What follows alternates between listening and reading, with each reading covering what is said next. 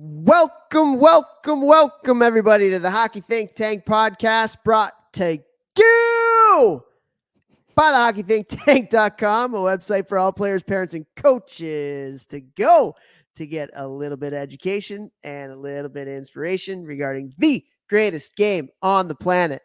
What an episode we have for you guys here today. We are bringing on Gordie Stafford, who runs the girls program at Shattuck-St. Mary's, but he's had quite the hockey career as well. Grew up in Banff, Alberta, Canada, one of the most beautiful places in the world. Played his junior hockey in the WHL in Billings before embarking on a 7-year professional hockey career. After that, a couple different coaching stops before ending up at Shattuck-St. Mary's, where he has built the top women's program of all time. And just a couple numbers here for you. A couple stats from Gordie from his time at Shattuck. 9 national championships won, 3 Patty Kaz award winners, over 250 college players, 29 women's professional players, and 8 Olympians. So just incredible job that he's done there building that program. And what a conversation this was. You're going to get better after listening to this one, I guarantee you, whether you're a coach, whether you're a parent, whether you're a player. We certainly got a hell of a lot better. Before we do get over to Gordie, though, let's bring on the talent of the podcast, the one Jeffrey Lavecchio. I think we got some new merch, some GMBM merch that we're wearing. So run that YouTube now. So I got to rock the GMBM every time I'm on the podcast here. Yeah, I got some new dope stuff right around the corner for Black Friday and Christmas and all that stuff.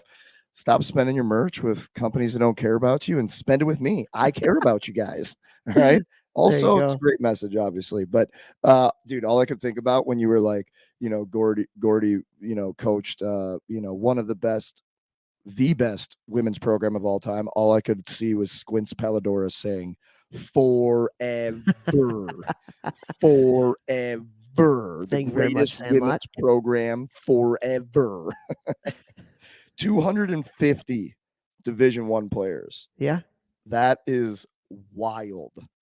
That is, how many years is that? Well, I don't know if it's Division I or just college, but either way, pretty incredible. How many years is that over? Do you know?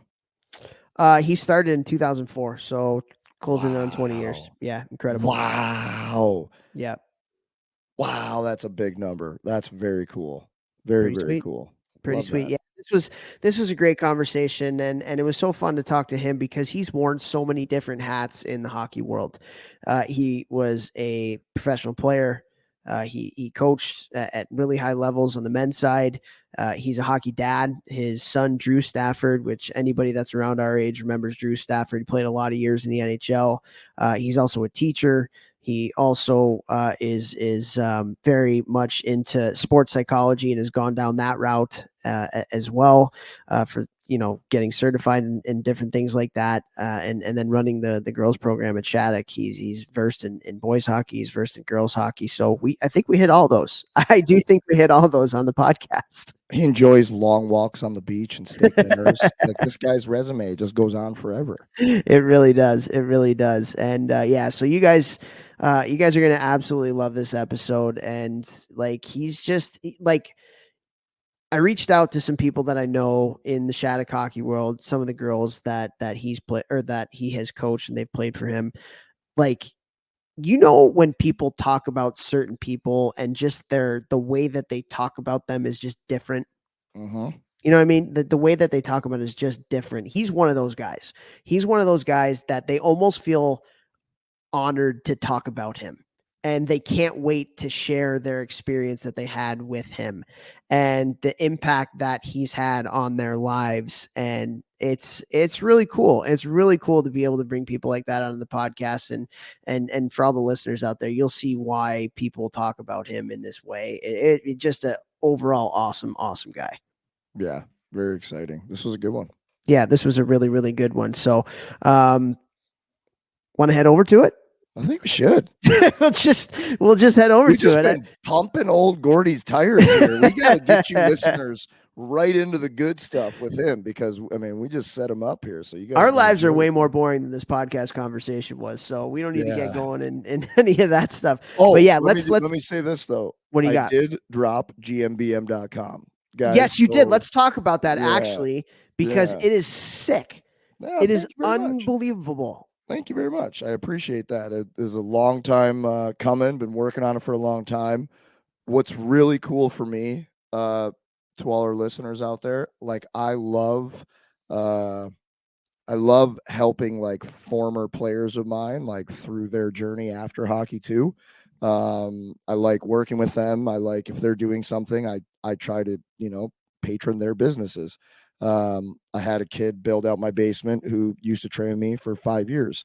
The kids who did my website, gmbm.com, and Topher's website, are two kids that train with me for years. They're both freshmen in college now, and they are literal geniuses. They're amazing, and they built both Toph's website, which is unbelievable, and my website, which is unbelievable. For me, it's just really cool that every time somebody tells me how good the website is, or that I get to tell them I have a website. Like I think about the two kids who built it. I mean, they're not kids anymore, 21. But for me, it's just really special. So it makes the whole thing even cooler for me. And that we built this process together. Like I took a long time, like months and months, over 6 months with just them. And I was also building it before that with somebody else. And then I decided to switch to them. So we had meetings in person, we had meetings on the phone, we had FaceTime meetings.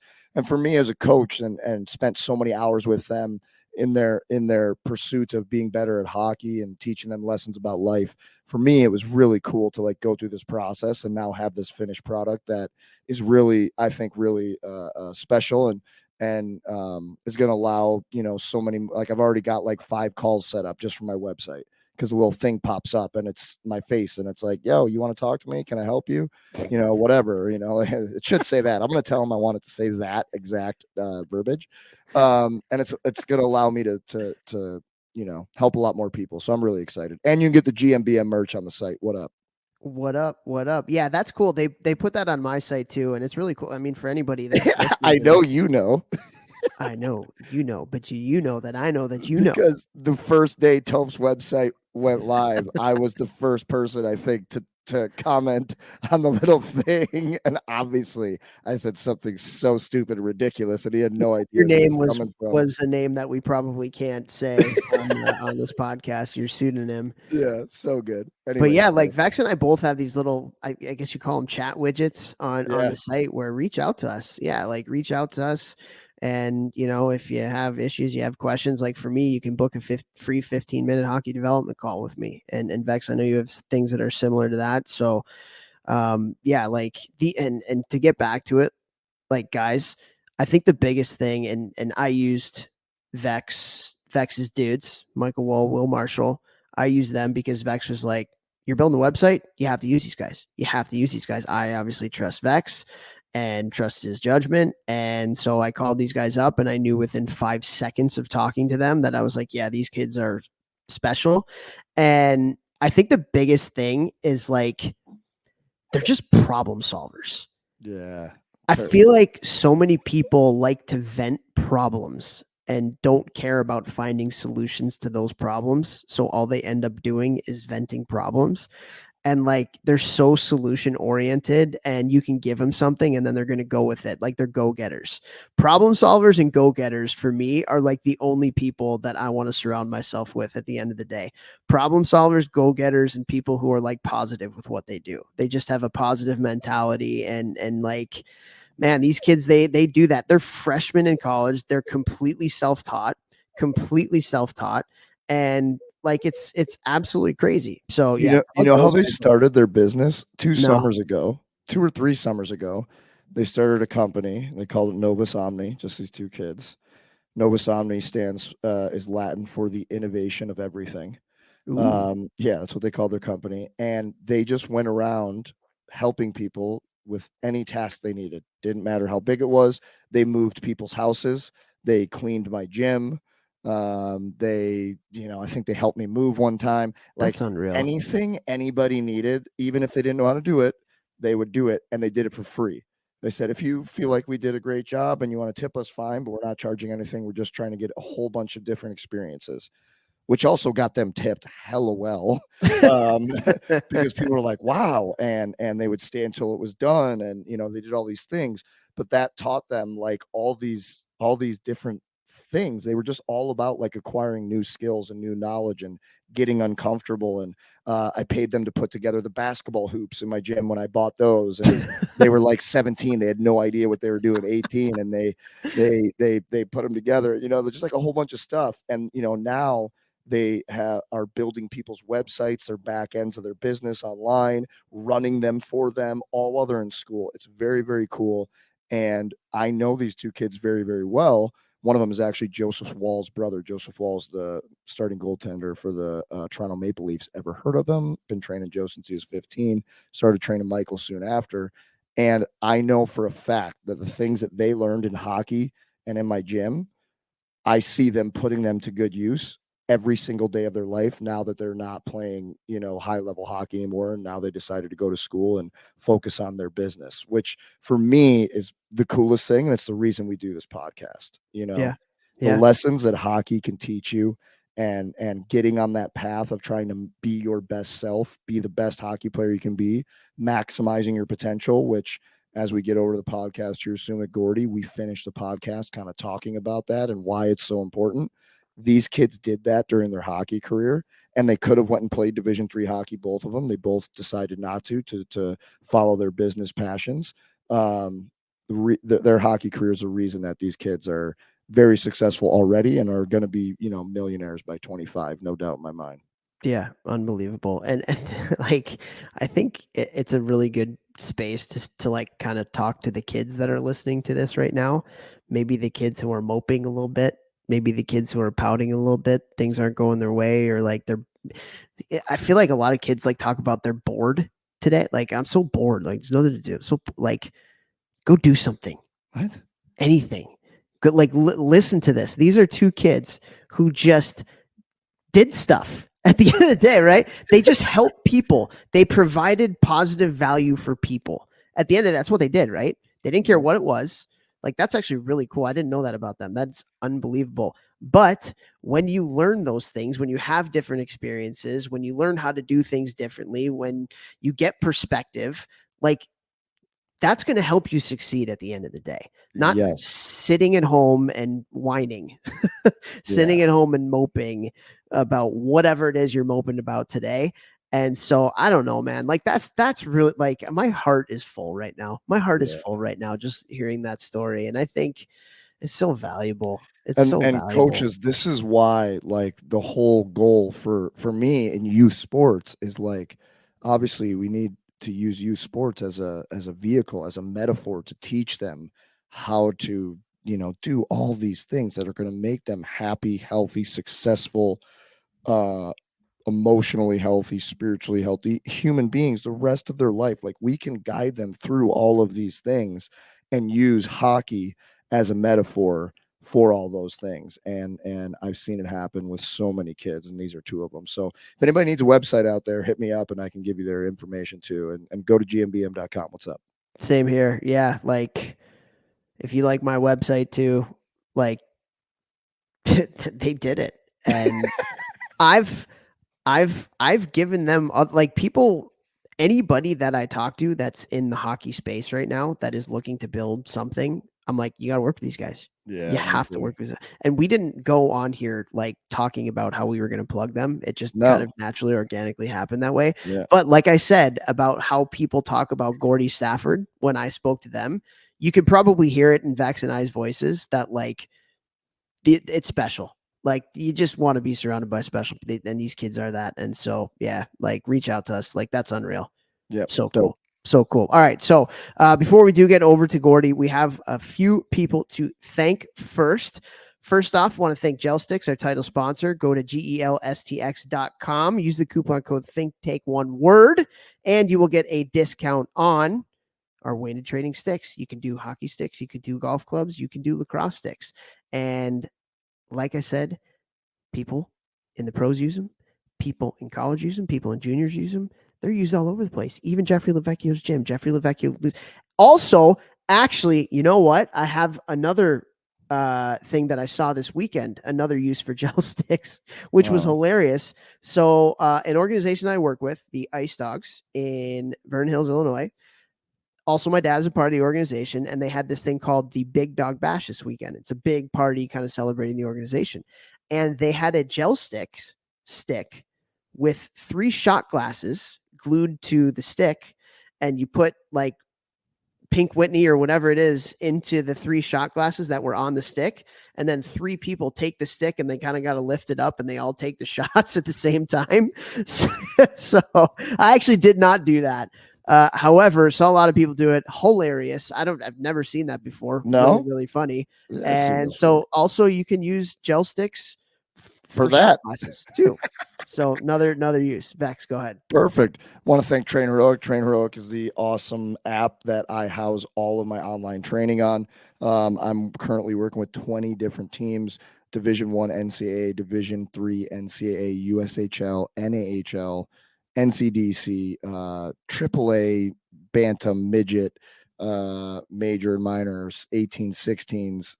It's just so many teams, guys. It's very easy for me to create a program based around whatever you have available to you, whether that's kids doing it on their own at a gym of their choosing, at their school gym. If you have a gym at the rink, I can build out a training program with just the equipment you have.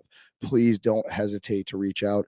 This is a much cheaper option than hiring a coach in person. So if you're an organization that is trying to find ways to add value to your players and parents and what they're receiving from you guys at a very low cost option, please reach out to me. I've been able to help so many thousands of players, over 10,000 players now with this stuff. And I love helping. So please don't be afraid to reach out to me. Thank you to Train Heroic. Also want to say thank you to Cure Nutrition. Cure Nutrition is a CBD company I'm with. I use their CBD twice a day, every day, have for almost 2 years now. Absolutely love it.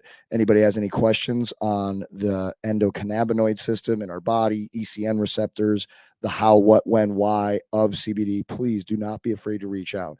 I've had 14 concussions.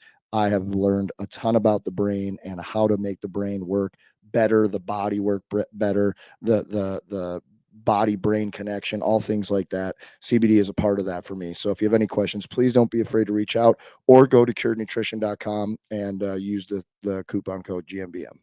Boom. GMBM.com, new website as well. Let's go see it. Also want to thank Helios Hockey. Helios Hockey, unbelievable service, unbelievable product.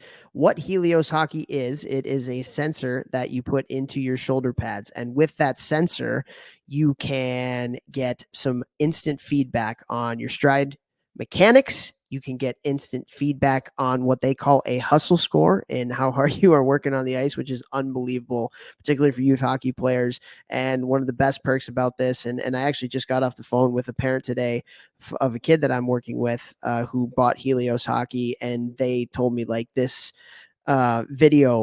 getting video cut up based on when they're on the ice and when the sensor is going, and having your shifts cut up for you immediately after the game is an absolute no-brainer. And they've hired a video coach to help their kid too. And it like helps the video coach help their kid that much easier. And so unbelievable product. So go to helioshockey.com, and we have partnered with them to give you guys a little bit of a discount. So if you go to helioshockey.com, use the coupon code ThinkTank, one word. It will give you every new Helios Hockey member 20% off their initial 12-month membership, and you will also get your sensor for free. Just imagine that. For free? Yeah, they get the sensor for free. Dude, I say that. Do you not listen? I say this every freaking podcast episode. I knew that was happening. I was adding to the sexiness of what we're doing here. Well, you were like Ron Burgundy, like with the question mark at the end of the teleprompter. So I thought you were asking a question. I was trying to perk the ears up. Listeners, you get it, the sensor for free. Whoosh, right over the head. Bing. Stuff, Topher. Yeah. Anyways, also want to thank icehockeysystems.com, the best website out there for all your coaching education needs. They got thousands of drills. They got whiteboard explanations on systems and structure and habits and concepts from incredible people within the hockey world. We have partnered with them to do an association platform where you can get this platform for every single coach within your organization. So you have the ability to draw up drills, send them to other coaches within your organization, file away practice plans, use them at different levels, make it age appropriate. Like, this is an absolute game changer, let me tell you. So go to icehockeysystems.com today. And one thing before we do get over to Gordie, like, we've just recently had some pretty big conversations with some of the people that support our podcast, like Helios and Ice Hockey Systems, and Gel Sticks. And for you, the listeners, we just want to thank you, because you guys are they are blown away by how many people are using these coupon codes, because they can obviously track that based on the coupon codes. And so, like, we have an unbelievably loyal fan base. It's not fans, like, we have unbelievable loyal, like, support listener group, golf ball whacker guy. Like, you guys, like, seriously, it's really, really cool, because I think you guys know that we're not gonna talk about companies, we're not going to talk about products or services that we don't believe in ourselves. And we really do believe that everybody that we're talking about really truly, like, can make a positive difference in the hockey world. Let's rock. Let's rock. Let's rock. Go to YouTube. If you watch this on YouTube, you will know what that was, what we just did. So plug for this now that our podcast episodes are on YouTube. But, like, seriously, it's really, really cool that you guys are taking these coupon codes and using them, because it not only, number one, is it having a positive impact on you, yourself, or your kids, but you're also supporting some incredible companies that are doing great things for the hockey world. And we really appreciate that. And like we say at the end of every single, love you guys so much. We continue to grind this out. We are almost at episode 300, which is really, really crazy. We appreciate every like, every comment, every download, every rating, every follow that you guys do. It just helps us to grow and grow and grow. And in our goal of making a massively positive impact on the hockey world. And so we appreciate you guys so much. Thank you, thank you, thank you. And we are so excited for this episode, guys. It's going to be a game changer. Thank you very much. And without further ado, here we go with Gordie Stafford. We are so excited to have on this episode of the podcast. And if you know hockey, you know where Faribault, Minnesota is, because it is the home of the one and only Shattuck-St. Mary's. We have Gordie Stafford on the podcast. Gordie, how you doing today? Doing great. Thanks for having me. I'm excited to be here for sure. We're excited to have you, and I'm so excited to pick your brain on so many different things.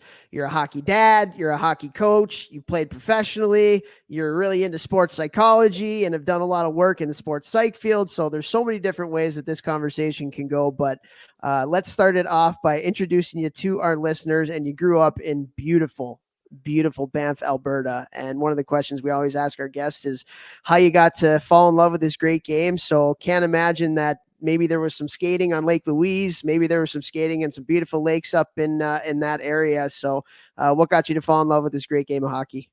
Well, I don't remember not playing hockey. You know, and it was a small town, about 3,000 people at that time. And I mean, that's just what we did. I mean, street hockey all winter on the roads in front of the house. And we had the old rink down. It was an outdoor rink in the schoolyard, the high school yard. We actually didn't have an indoor rink in Banff until I was a peewee, so everything was outside. But yes, I don't remember not playing hockey. And then we would go over to to a friend's house after school, and they had a little pond by his house, and we got to play until the street lights went on, and then you had to run home and be home for dinner. So yeah, it was just part of growing up. And my father played in Banff, and so we would go to his intermediate games on the weekends. And that was back when you'd be watching the games and your dad would get in a fight. It was pretty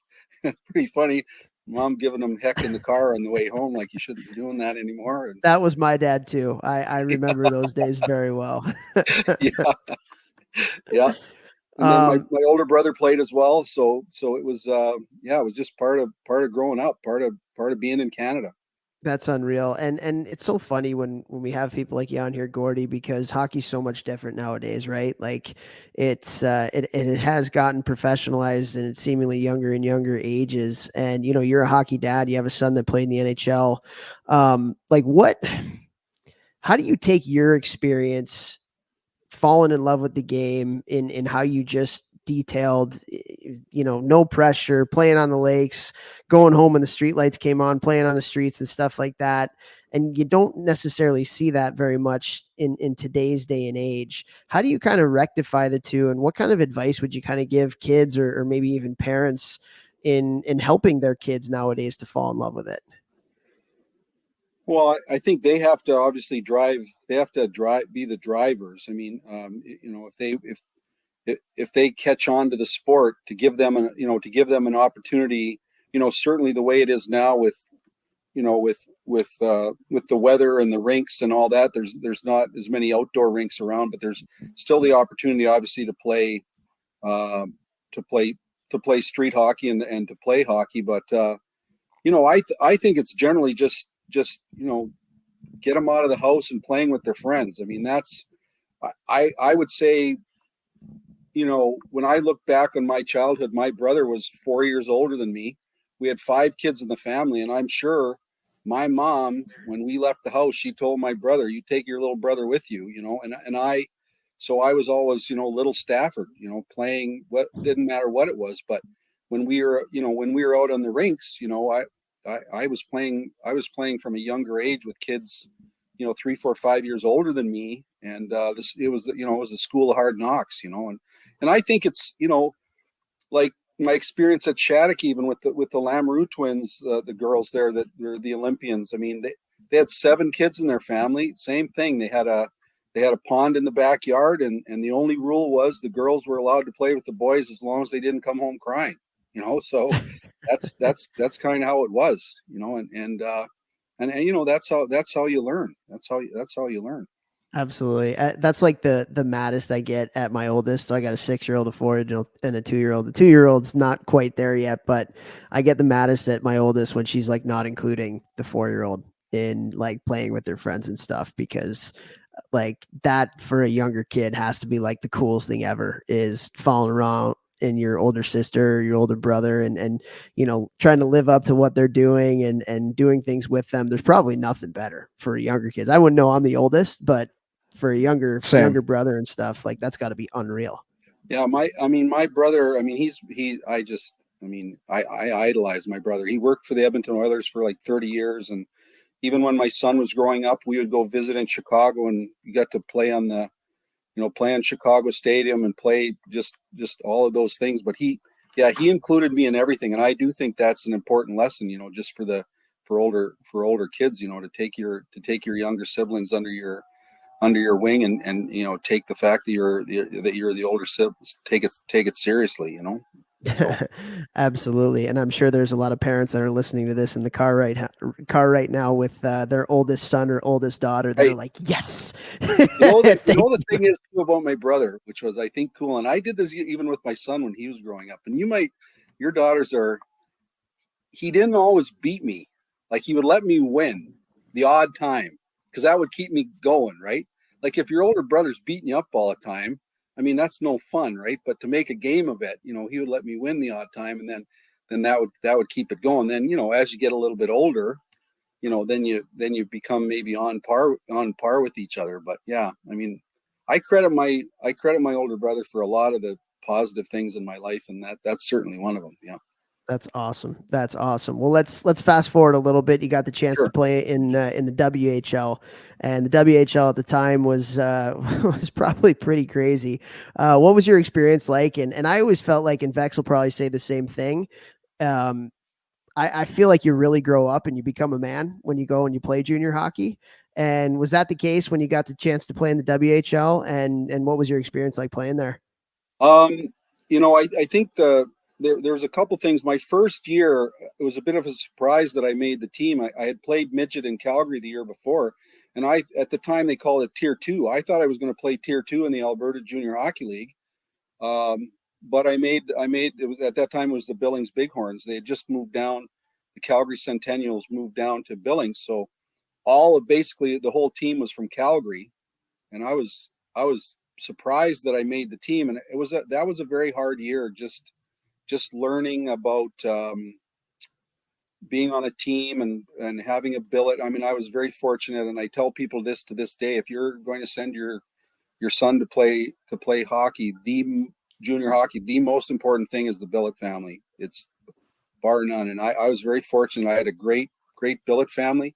But you're right. I had to grow up. I mean, that was back, it's basically the law of the jungle. I mean, that was, New Westminster Bruins with Barry Beck and at Archie Henderson with Victoria Cougars. And oh man, we had some, you had to learn pretty fast how to. How many years ago was it that you were playing in that league?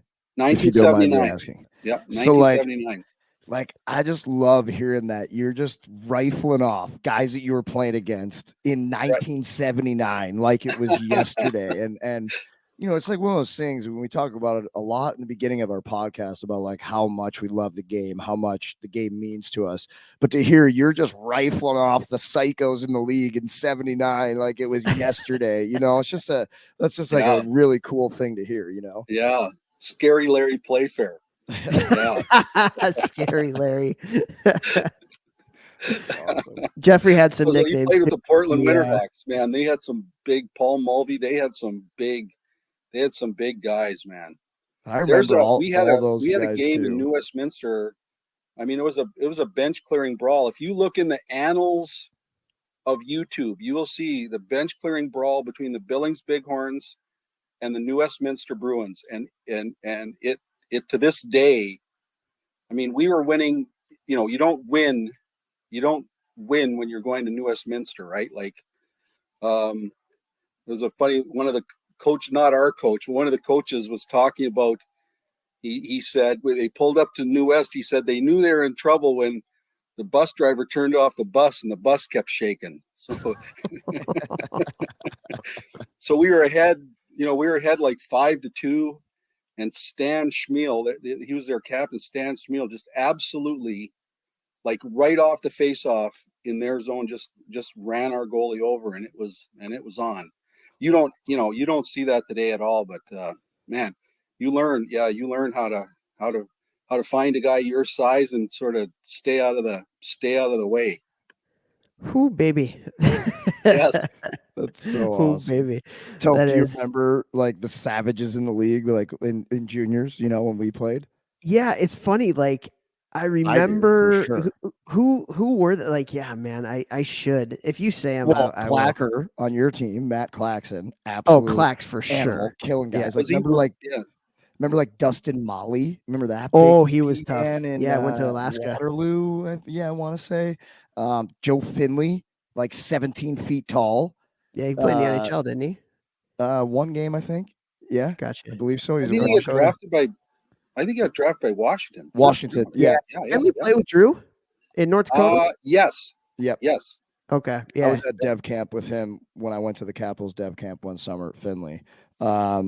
Dude, there were some monsters. It just makes me happy, like thinking back to those times. It's cool. It's so cool. We had a guy, Mike Hoffman, on our team, 6'5" Boston kid, just tough as nails, like monster. Well, we had tough. We always had tough guys on our team too, and the big guys took care of the big guys, But we had a guy on our team was Brent Vogel. I think he still has the record for the most penalty minutes in the WHL. Wow. Yeah, and we had some. You had to, right? You had to. Yeah, for sure. Well, I want to kind of transition a little bit. You played 7 years professionally, and then you kind of got into coaching. And for me, who played and then got right into coaching after that, it's an adjustment, to say the least. It's an adjustment going from playing and then getting behind the bench. What was that transition like? And when did you kind of know that you wanted to get into coaching as you were still going on in your playing career? Well, when I finished up in Milwaukee, I was fortunate that the last number of years of my playing career, the the general manager and coach of the Admirals at the time, Phil Whitliff, let me go to college. So I went to UW Milwaukee while I was playing, and so I was just graduating from UWM right at the end of my playing career. So I was trying to get a teaching job, and an old a guy that played for the Pittsburgh Penguins actually won the Lady Byng, Lowell McDonald. He ran the hockey program at University School in Milwaukee, and I thought I was going to be able to teach and coach there. But that didn't work out. I didn't get the teaching job, so I ended up helping to start the program at Milwaukee Marquette. But the thing to me is when I was done, I think this happens to a lot of guys. You're so jaded with the business, and there's so many things, and I really was down on hockey, and I thought, you know what, I don't really want to, but want to have anything to do with it. But a friend of mine had a son that played Pee Wee C, and their coach got transferred, and they needed a coach, and he said, hey, will you come out and coach our kids for like the last half of the year?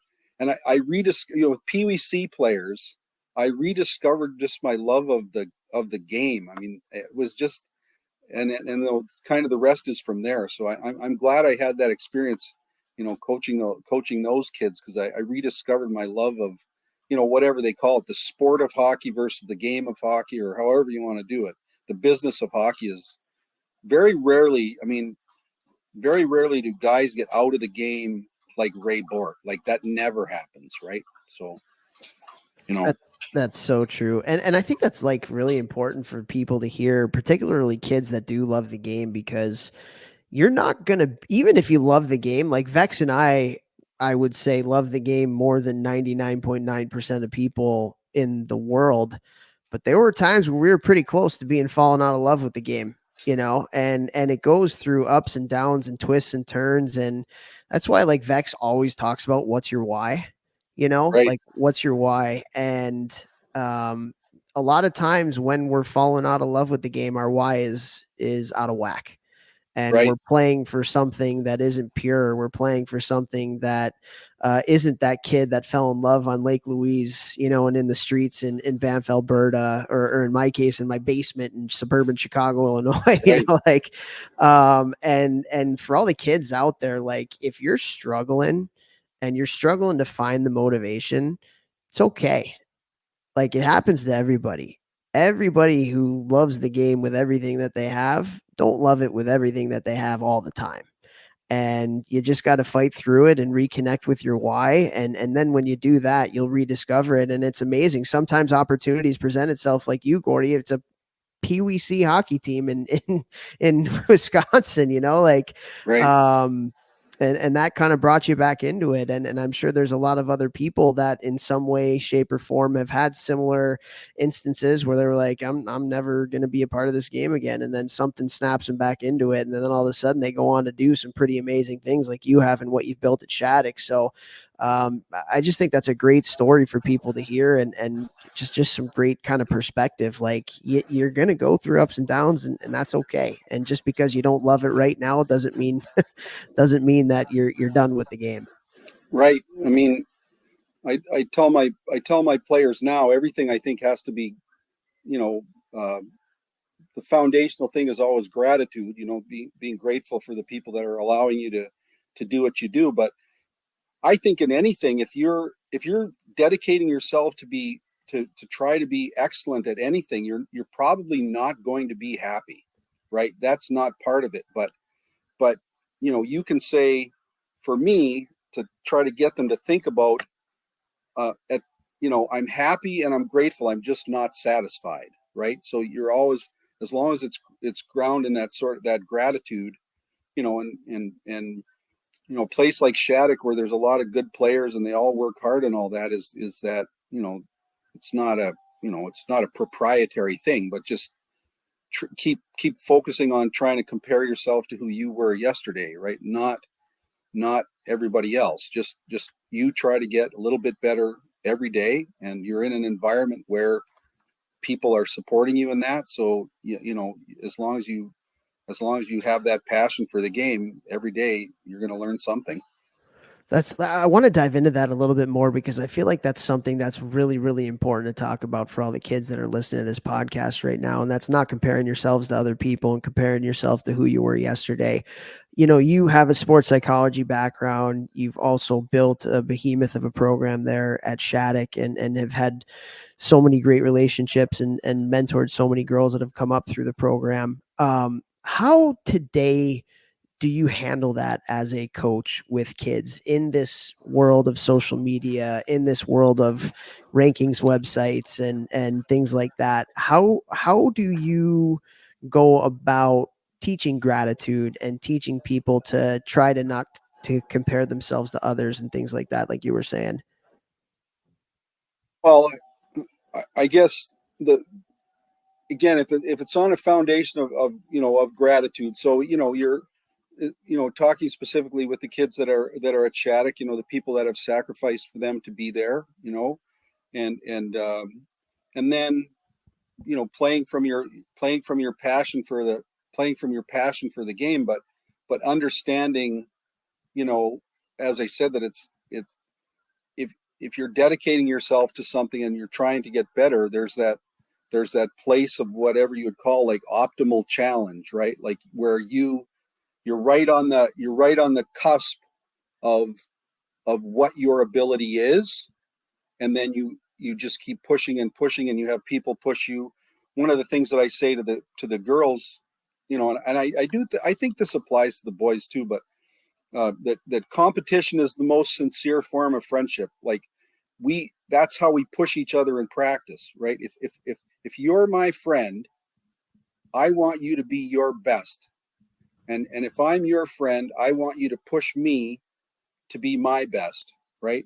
And then each of us is going to get, you know, sort of better together. But you know, and we've had kids, you know, over that, like they come to Shattuck and they're very passionate about hockey, and then, you know, at some point, maybe, you know, junior year or so, they realize that, you know, maybe it isn't what I thought it was. You know, they start to come up and realize sort of where they are in the hierarchy of players, and that's okay too, right? But every day that you come to the rink, if you want to be looked at as a person who, you know, is reliable and works hard and all those things, then you just play for that. So there's always a reason to work hard. There's never a reason not to. I just saw Jeffrey write some notes, Gordie, like that. Yeah, That's some profound stuff right there. Vex just wrote some notes down. I don't even know how to spell anymore, and I'm writing, so it must have been something good. You know, that's a quote right there. What is this, like 300 for us or something around getting there? Getting close. Yeah, we're close to 300 episodes. There are probably like 4 or 5 quotes that people have said in those 300 episodes that we will repeat over and over and over. And I'm going to say right now, competition is the sincerest form of friendship, is one I am going to 100% be crediting you for a lot of episodes from here on out. Can you expand even deeper into that? Because this is something that is the only reason I think teams kept signing me later in my career. I was just like always helping teams level up through our practices because I loved competing. Like I freaking loved competing, and I'd always sign on, like, you know, a lower team in the league and be one of the higher paid guys on the team. So I know that like we wouldn't be a good team unless I was like forcing us to compete nonstop in practice all day, every day. It was like massively important for me as a leader on team. So I really want to hear more about that. Well, you know, again, playing in the IHL, you know, which was it was a bus league, right? So the Milwaukee Bucks had the arena on Fridays and Saturdays. So we're on the road. We got to play home games on Wednesdays. We're on the road Friday, Saturday, and then we would play on Sunday afternoons. That was our life, right, in the IHL. And there was only 9 teams, so you play the same teams over and over and over again, right? And you just have to learn how to get off a bus. You just have to learn how to get off a bus and play, you know. And it's the boys, you know, it's the boys that's what keeps you going. And I think, you know, carrying that into the coaching part of it, I just feel like, they all want to win, right? Everybody wants to win. You play any game, you want to get better and you want to win.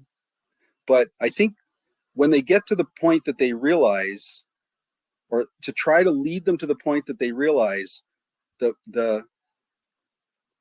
secret sauce is playing to be the kind of person that your teammates want to play with, right? Like, that's the best. I want to play with him. Yeah, he's on our team, and in hockey, whatever the parlance is, he's a good guy. Like, you might not even know the guy, but yeah. How is he? Oh, he's a good guy. That's kind of code right there. There you go. And so I think it applies, it applies to, and I think that they understand that too. The kids understand that. They want to be, the kind of person that that other people want to play with, and in order to do that, you have to move the puck. You have to work hard. You have to push each other in practice, because, I think it can happen in boys, but it happens in girls. It's where if you have a person that's not willing to work hard and to push themselves in practice, it just brings the whole, I call it the bouncy house, whatever, like you have in the backyard, kids bouncing around. That's how I like it. Know it very well right now, Gordie. Yeah, I know the bouncy house very well. Yes. But when things are not going the way you want, the bouncy house kind of goes like this, right? And that's not what you want. So, I mean, it does resonate for sure with them, this idea of being the kind of player that other people want to play with. Because and hockey, it's you're not just playing the one, you're playing the game of hockey, but you're playing, to be a good friend. You're playing to be respected. You're playing to I think part of it has to be to make your family proud. In a place like Shattuck, it's we have the tradition, so you're playing to kind of make that better. So there's a lot of reasons to work hard. For sure. And I tell my teams all the time, and any teams that I speak to, like, I almost feel like the most selfish thing you can do as a teammate is not bring competitiveness to practice. Because at the end of the day, all you have is your teammates to make you better. And if I'm not competing at my hardest, I'm not making you better. And if you're not competing at your hardest, you're not making me better. And what's more selfish than that? And so, yeah, like that competitiveness in practice, it does, like, if you have a Ned negative who's not bringing it and is pouty face, like, that energy is contagious. Energy is contagious, and all it takes is one, Did you ever at any level have guys have a goalie that like would just like give up like halfway through practice? When I was younger, I felt like I had a couple of those, and I would be like, dude, try against me. Like, come on, try. This is not fun at all when you just don't go down or don't try. Like, what are you doing? It would like ruin practice for me when we'd have guys. Did you guys ever deal with that or no? Oh, I had goalies that did not want to get pucks shot at them in practice. Ugh. Yes. Ugh, don't be a goalie. But that was back in the day when they had the old school fiberglass masks too. So yeah, I understand why they didn't want to get hit in your day. Okay. I'll rephrase that. They were wearing newspaper taped to their shins. Yeah, right. Yeah, exactly. Well, let's transition a little bit. I want to ask you, because, of all the things that you are, I have to imagine the thing you're most proud of is being a dad. And I know that now, being a dad. And so we have a unique opportunity to talk to you here, because we have a lot of parents in the car who have kids that have dreams to play at the highest levels and eventually play in the NHL. And you have a son that played in the NHL, and Drew played for a long time. And like we played against him growing up. Vex, like, I played with him actually for Team USA after Select 17s overseas. And I was actually, were you in the Czech Republic? Yeah. I was on that trip. Yeah. I was on that trip. I was a fourth line guy, whatever, but I definitely wouldn't remember me from that trip. That was the worst trip of hockey I think I maybe ever I guess my invitation must have got lost in the mail. Yeah. But we have a great opportunity for you, who's somebody that's played pro hockey, who still coaches at the youth levels, but also has a son that played at the highest level. If you had any piece of advice for parents that are shepherding their kids through the youth hockey process right now, what kind of advice would you give those people? Oh, I was very fortunate. I think that Drew, I mean, all the pictures of him when he was 2 years old, where he's got his little helmet on and he's carrying his gloves around. So he loved hockey right from the start. And when he was born, I was still playing in Milwaukee. So, a number of the boys would bring their kids down, and they're just little rink rats down there. So he had that, kind of had that in him, right off the start. But I guess it's something that I tell the Shattuck parents now. And again, we're fortunate at Shattuck that we do have competent coaches. We have great coaches, but there is a point at which, when your kids are young, you're responsible to put a roof over the head and to feed them and all of those things. But as they get a little bit older, then your responsibility changes, where you're just responsible to them. And the only thing you're responsible is just to love them unconditionally. That's it. But there's many cases in which, you talk to kids who are still trying to navigate parental pressure, right? Because they want to do well, and so just it's a very difficult thing to navigate that for them. So I guess the the biggest thing is just to realize that your unconditional love is the most important thing. But then for kids, I think there's a certain point, I call it like the gravitational pull, where you have to say, Mom, I love you. Dad, I love you, but you're not helping, right? Like, you're not helping. If you're trying to help me be better, what you are saying to me is not helping me. And if they can get to that point, and parents sometimes too, that they'll realize that too, and then they just have such a wonderful time because they can just sit back and watch their kid play. Absolutely. John Butchergrass, we had him on the podcast. Oh gosh, I think he was actually our 100th episode, Vex. And so almost 200 episodes ago, and he wrote a great article, and it was basically like, the best thing that you can do as a hockey parent is tell your son or your daughter, I love to watch you play. Oh, that's to this day. That's how it is for me. Yeah. That's how I was. But again, when I as a hockey guy, there were a couple, and I was able to coach Drew when he was younger, but there were a couple of years when I was coaching and I wasn't able to, where I had to sit in the corner of the rink and bite my tongue and just, I had to do that. But you just have to do that. And then coming to Shattuck, and he was coached by JP Parisi and Tom Ward, and it's like, oh my gosh, it couldn't be any better, right? So I would agree with Butchergrass on that for sure. I love to watch you play. I mean, can you imagine more rewarding words for a kid to hear than that? It's like a coach saying, I believe in you. Those are magic words, man.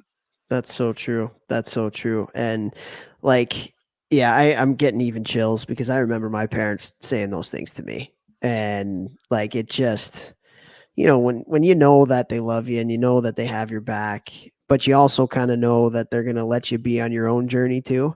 I don't think there's anything better as a kid growing up with a dream than knowing you have the support, but also knowing that it's your journey too. It's not theirs. Right. And I people ask, what's it like? And it doesn't really it never changes. You don't want them to get hurt. You want them to have a coach that respects them, and you want them to get a fair chance. Like, that doesn't change. I don't care if they're 8, 10, 20, 25, 30, that it really doesn't change. But you bleed with them. There's no question. It's hard. I mean, if you've ever been realistically, in a luxury box on a father's trip, it's not, everybody's like pacing around, keeping to themselves. You know, you'd think it would be a little bit different, but it's not. That's actually pretty funny. Well, we'll talk about that a little bit because, you know, having a son that has played at the highest level of the game, you know, and having played at those levels yourself, like that doesn't come without a lot of adversity. And I think that a lot of parents where they are wondering what to do is when the tough stuff happens. You know, when the tough stuff happens, the first time they get cut, the first time they get benched, the first time the coach is really hard on their kid, or even further than that, you know, because it's not obviously going to happen once. Right.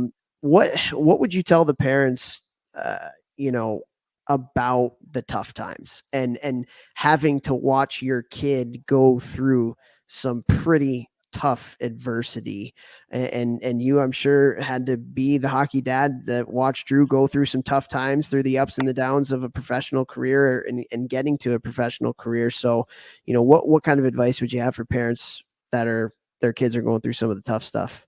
Well, I think it gets back to that, you know, it just that idea of a love of the game and stepping back and the unconditional part of it. But I think we as adults, we can sit back and say many of the things that we learned in our life were through the toughest things. You know, that's, you know, there's that old Nietzsche thing about what it doesn't kill you make you stronger, right? Like that's everybody buys into that. It's just when it's your own kid that it makes it a little bit more difficult. But you know, I think part of it is too, as a coach, you know, is however you're going to run your team, you know, but each kid, I feel, has to know where they fit on the team and where, you know, what their responsibilities are. And so if a kid, you know, is going to sit a little bit or things are going to happen that way, if the communication is there with the coach, then you know, it's important for the kid to be able to talk to the coach rather than the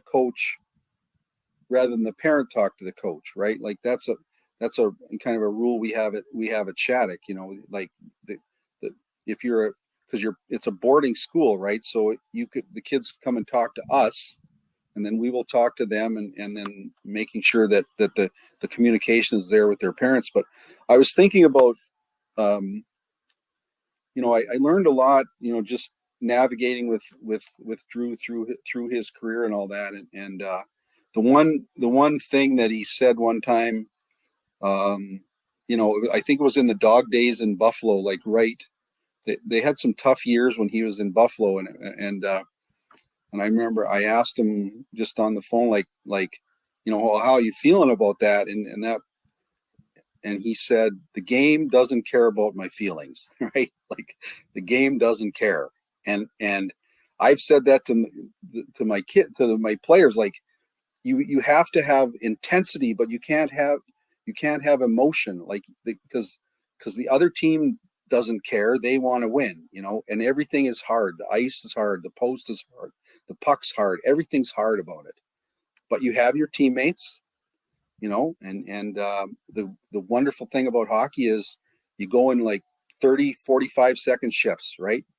And you know, I learned that in the IHL too, man. You're you know, we could play 4 games in 4 nights, like, and in the Western Hockey League was 4 games in 4 nights too. So that 4th game on the road in 4 nights in, you know, wherever in Portland, man, you just sit on the bench, slide down, get ready for your shift, and just go give her with everything you got and get the hell off, and then get ready to do it again, you know, and the intensities for your teammates, and that's what you do. That's a lot. 4 games in 4 nights, especially on the road.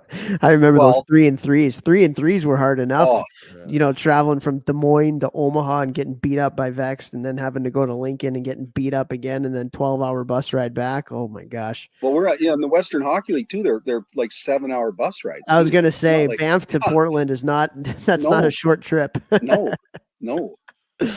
Oh man. Well, but I think there's something to be something to be said for that. There's in hockey, there's always another chance, I mean, as a player, when things aren't going well, you tend to obsess about it, off the ice, but the only time you can do anything about it is in practice, right? Go to practice, okay, I got demoted to the fourth line. Well, go to practice and work as hard as you possibly can. I didn't have a very good shift last time. Well, you're going to get another shift. And, in our situation, we for the most part play everybody. So you're going to get another chance. So then, put the past behind you, stay present, play from your heart and go give her, maybe you want to win off your ass and all of a sudden you score a goal and you're happy, right? That changes everything. So true. Everything's better. Oh my God. The world's problems are over because and the goal like went in off your skate. It doesn't even exactly. Yeah. Off your skating in. I'm back, baby. I am back. I'm buzzing. I'm nasty. And then all of a sudden you're great. I literally had this conversation with a college hockey player this past weekend, and he scored 2 goals the next night. And I was just like, yes, I know the feeling he's having right now. Right. Right. Yeah. Oh God. Well, Gordie, let's shift to your time at Shattuck, because what you've been able to build there is nothing short of amazing. In fact, I'm gonna spit some stats out here real quick. You ready for these? Spit away. All right. So over Gordie's time at Shattuck, running the girls program, 9 national championships. Listen to God. Producer Steph on fire. That was not planned. Wow. Steph, wherever you are in the multiverse, that was awesome. All right. Okay. So 9 national championships, 29 women's professional players. Over 250 college players, 3 Patty Kaz winners. For people who don't know the Patty Kaz Award, it's basically the Hobie Baker for women's hockey in college, and 8 Olympians. So this is the best feature ever. How do I get the button? All right, control of the button. So I listed off those things and making you uncomfortable, I'm sure right now, Gordie.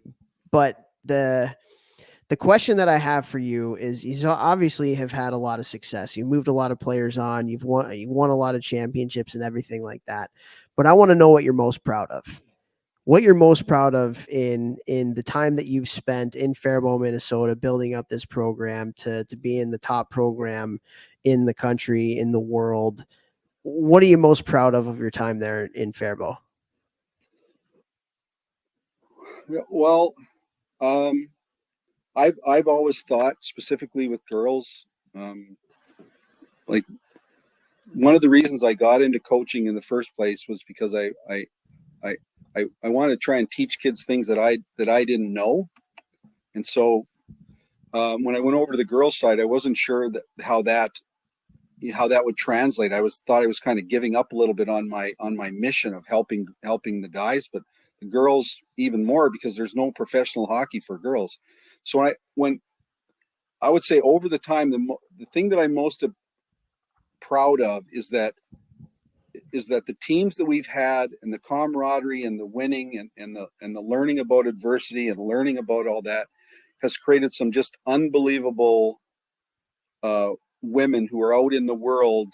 And like Gagsy would be one of them, right? Like unbelievable women that are out in the world making not only hockey a better place, but making the worlds that they live in a better place. And we have doctors, we have lawyers, we have business people, we have people that are involved in hockey. So I think that's what I'm the most proud of is they learned a lot of things at Shattuck, and then they've taken those out into the world. And I still keep in touch with so many of my former players, and it's just such a source of pride. Yeah, I have to imagine. And a lot of the girls, now women, that you've coached are on the front lines of fighting for women's hockey today, and this creation of the new professional league, and getting recognized and getting, the recognition that they deserve. I have to imagine that those are lessons that they learned at Shattuck. because the Lamoureux, we had them on our podcast at a time where they really had to fight for their place in USA Hockey. And I would not go toe to toe with those two. That's for sure.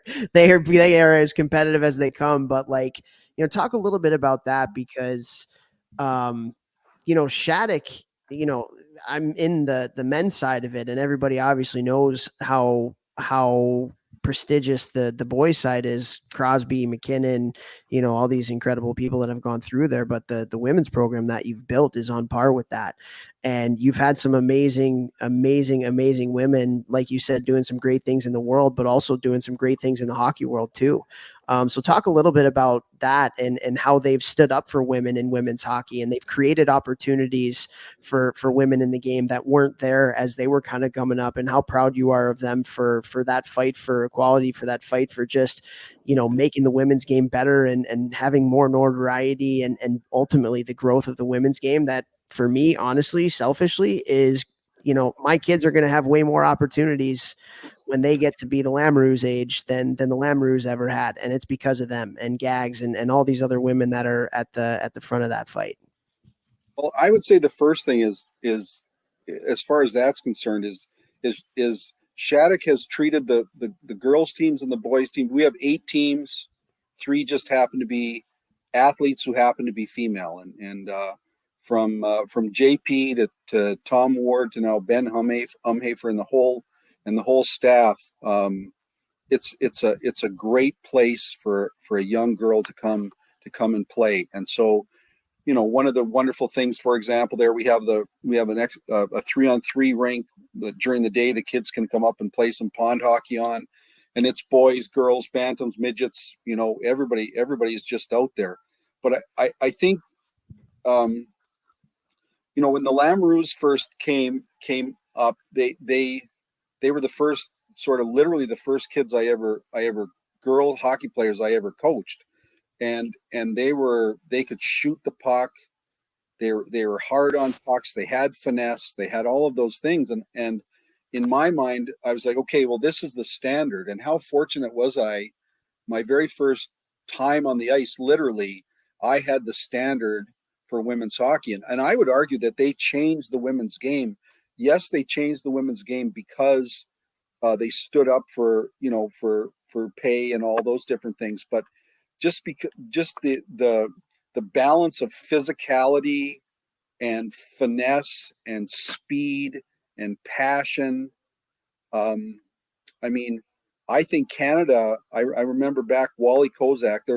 He was the head scout for Canada, because the twins their parents are dual citizens. Well, Pierre was born in Canada, and so they could have gone to Canada. And so when they first were coming up, right at that age, the Canadians were not really paying attention. And I remember Wally Kozak saying, literally, we don't have anything like that in Canada, And you look at how the Canadian women's team is built now. That was built, and anybody that's been to a high level women's hockey game, it's a very fast, physical,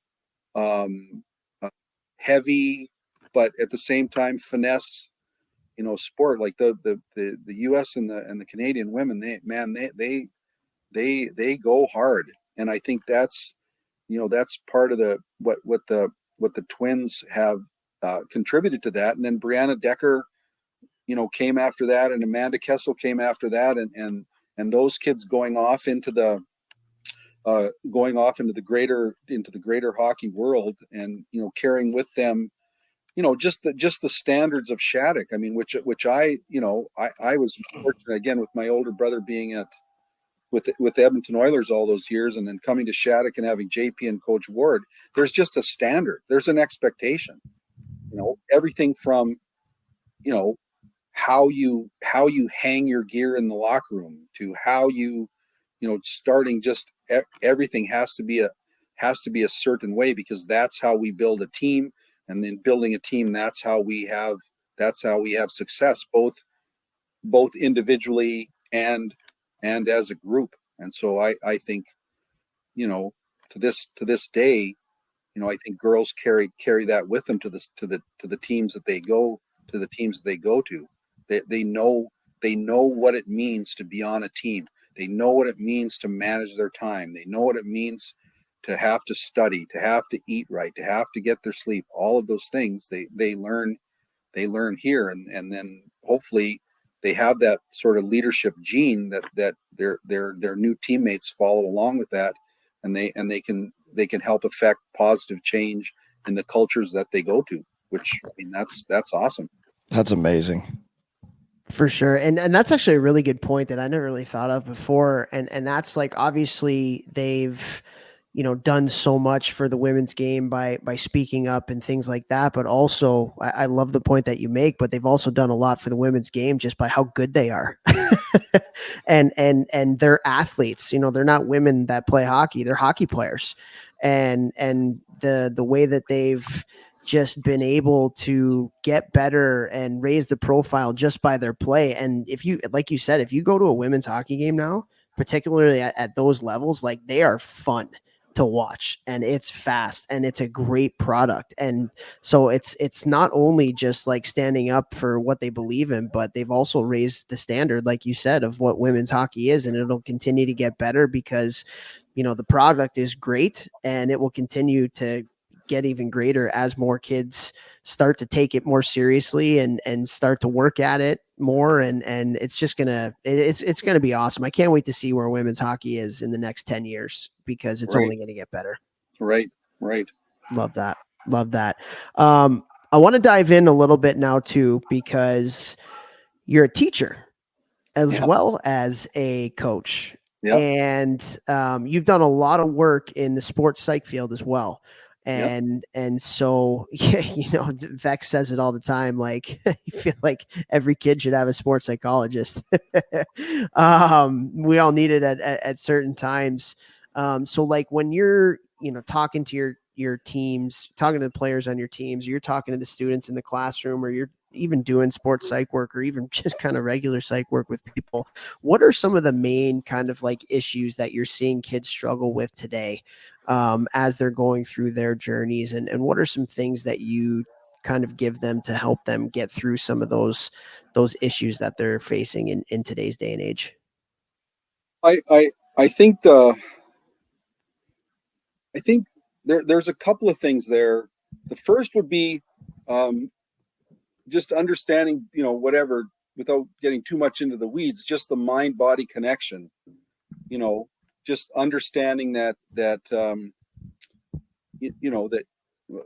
you are not your thoughts, right? You are the thinker, right? So if I tell you, don't think about eating an orange, you're going to start thinking about eating an orange, right? Because you can't control your thoughts, but you can control your actions. So once you can understand, I am, whatever, I am Gordie, and I am frustrated, or I am angry, or I am whatever I am, then I can take that and sort of manage it while still coming back to my center and playing from my heart, which is my passion for the game. So I think that's a big part of it that they understand. And then just understanding how everybody sees the world differently. If you get hung up in comparing yourself to other people, that's a zero-sum game.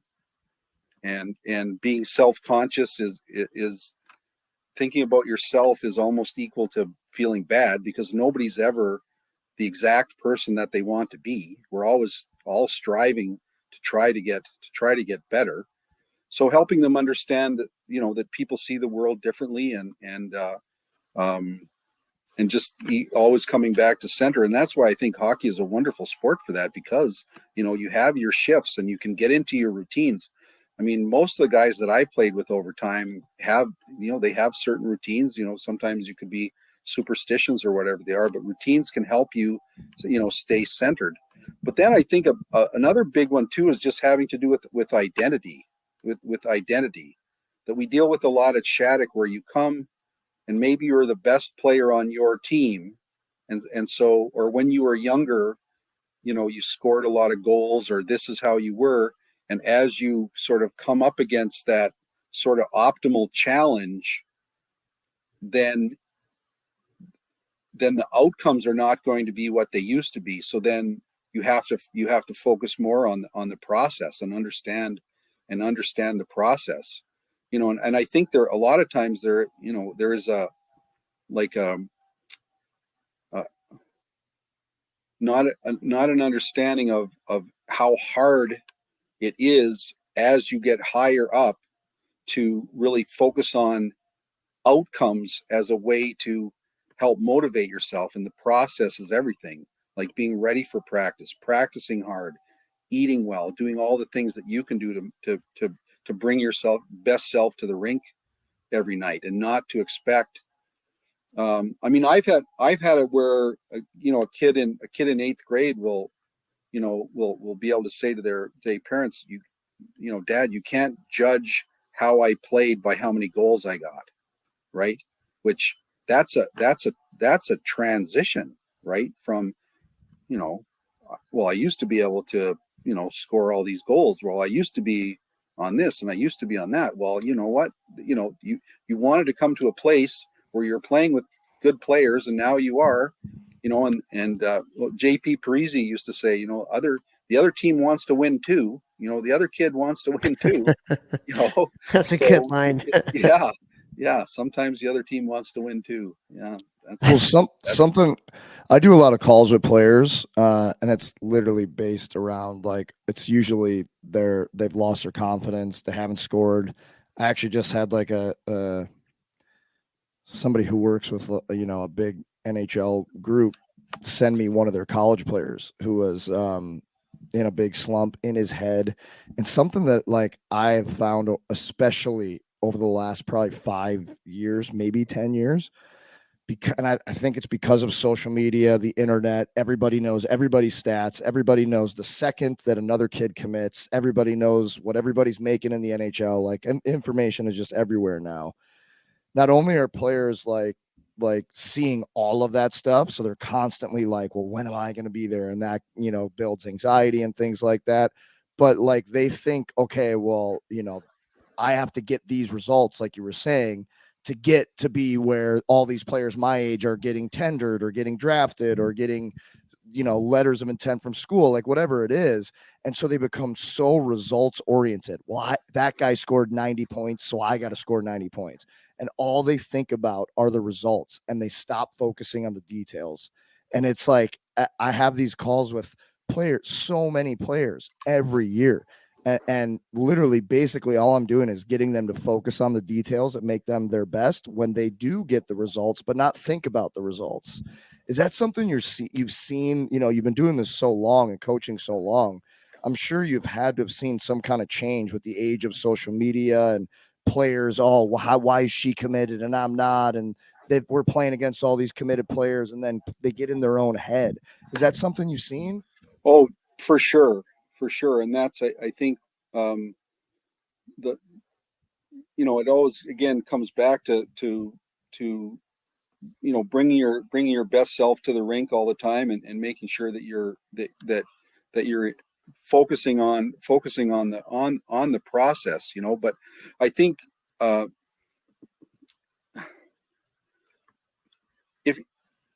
if you understand, like, different people see the world a different way. Like, there's introverts and extroverts, right? There's people that like order, there's people that like chaos.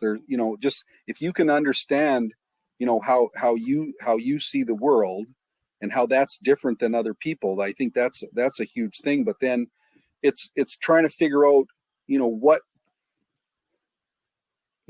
I say as a coach, you have to coach the team you have, not the team you wish you had, right? Like, you have a team, you have to coach that team.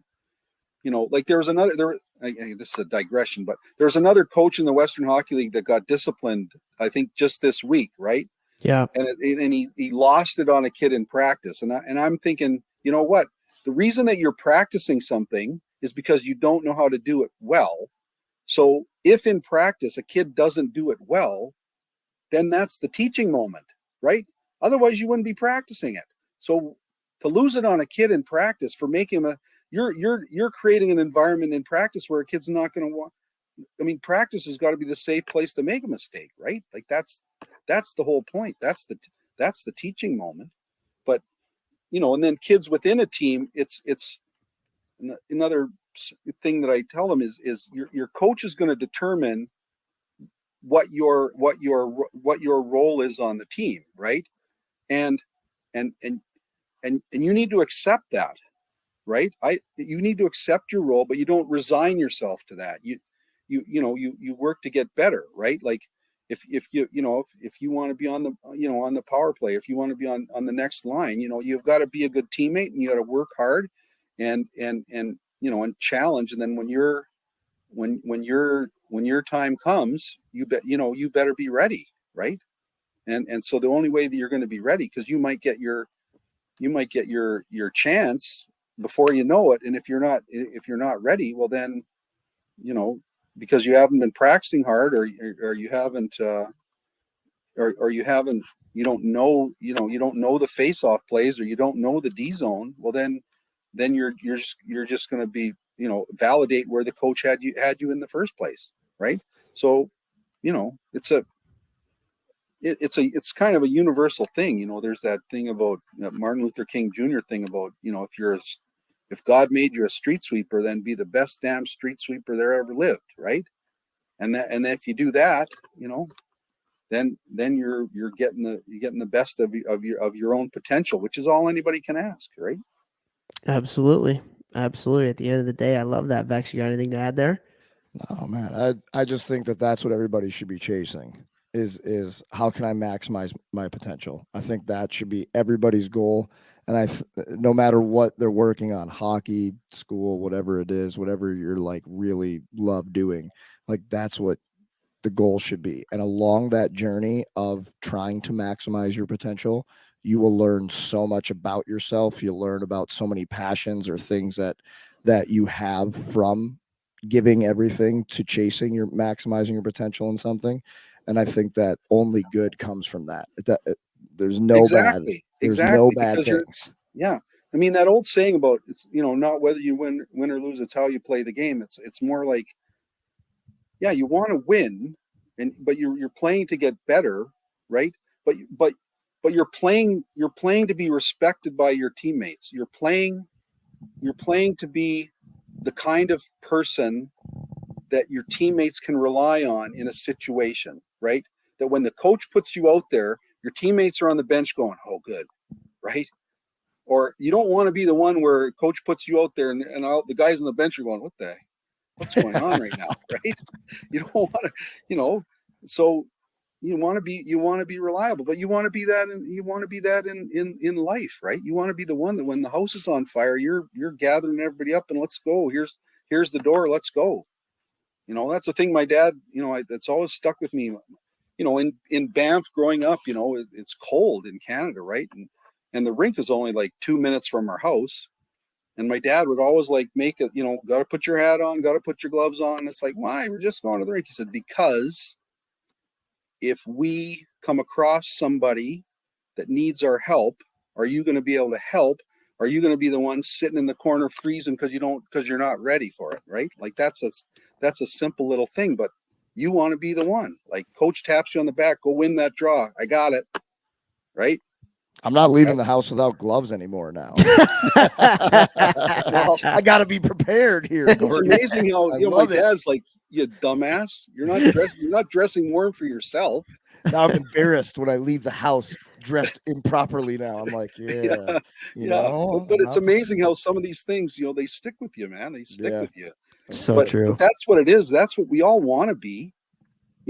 I want to be, okay, you want to be on the power play. Okay, fine. Be careful what you wish for, right? So that's just, you have to be ready, and you have to embrace that. People see leadership as power, but leadership that's responsibility, right? You have people depending on you, man. So you're going to step up or you're not. Right? Yeah. Absolutely. Well, Gordie, this has been awesome. It's been so great to hear your story and hear your perspective over so many different years in the game and wearing so many different hats in the game. And we wish you the best of luck with the rest of the year here at Shattuck. And thanks so much for coming on. This was awesome. Well, thanks for having me on. I had a blast here, and like I said in my little note to you, I think you guys have got a good thing going. I think you're going about it the right way. And I really like your site and follow your stuff. So just, keep that up. I think you're doing it for the right reasons too. Awesome. Thanks, Gordie. Well, I know we'll be in touch in the future, and appreciate your time here tonight. It was awesome. Perfect. Talk to you soon. See ya.